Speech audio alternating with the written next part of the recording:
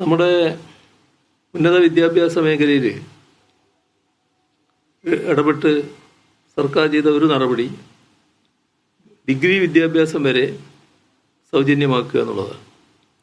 അപ്പോൾ ഡിഗ്രി തലത്തിൽ ഇപ്പോൾ സൗജന്യമായിരുന്നില്ല, അത് സൗജന്യമാക്കി നടപടികൾ സ്വീകരിച്ചു കഴിഞ്ഞു. അതേപോലെ തന്നെ നമ്മുടെ നാടിൻ്റെ അടിസ്ഥാന സൗകര്യ വികസനം, അതിൽ നമ്മൾ വളരെ പിറകിലായിരുന്നു.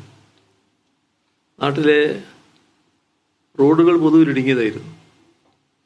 ദേശീയപാതയുടെ നിലവാരം തന്നെ പലയിടത്തും വില്ലേജ് റോഡുകളിൽ നിന്നും പിറകിലായിരുന്നു.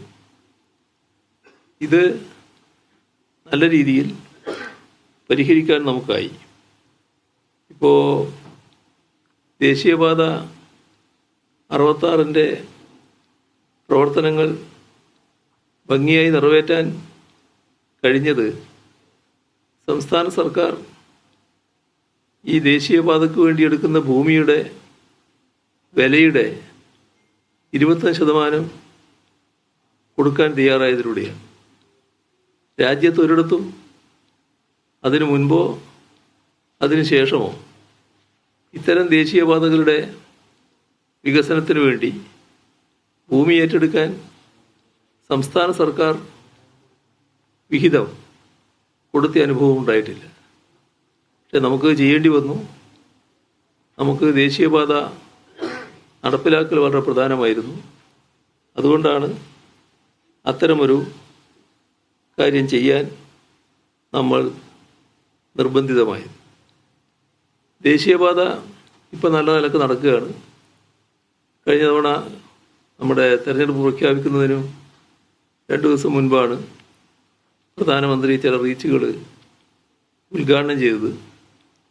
ഏതാനും റീച്ചുകൾ കൂടി ഉദ്ഘാടനത്തിന് അടുത്തെത്തിക്കഴിഞ്ഞു. നല്ല പുരോഗതി ആ കാര്യത്തിൽ ഉണ്ട് എന്നാണ് കാണാൻ സാധിക്കുക.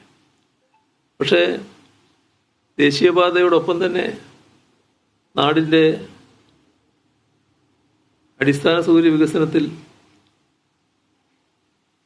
വേഗത കൂട്ടുന്നതിനായി 2 റോഡുകൾ കൂടി പ്രധാനപ്പെട്ടവ എന്ന നിലക്ക് സംസ്ഥാന സർക്കാർ നടപ്പാക്കുകയാണ്.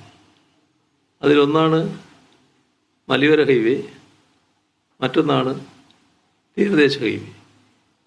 രണ്ടിനും കൂടി 10,000 കോടി രൂപ ചെലവിടണമെന്നാണ് നേരത്തെ കണക്കാക്കിയുള്ളത്. അത് പൂർണ്ണമായും സംസ്ഥാന സർക്കാരിൻ്റെ ഒരു പദ്ധതിയാണ്. ഇവിടെ വയനാടിൻ്റെ കാര്യം എല്ലാവർക്കും അറിയാം. വയനാട് നല്ല മഴ പെയ്താൽ പിന്നെ ചുരം വഴിയുള്ള യാത്ര തടസ്സപ്പെടുന്ന നിലയാണ്. പല ഘട്ടത്തിൽ ആ പ്രയാസം നമ്മൾ അനുഭവിക്കുന്നതാണ്. അതിനുള്ളൊരു പരിഹാരമെന്ന നിലക്കാണ് തുരങ്കപാതയെക്കുറിച്ച് ആലോചിക്കുന്നത്.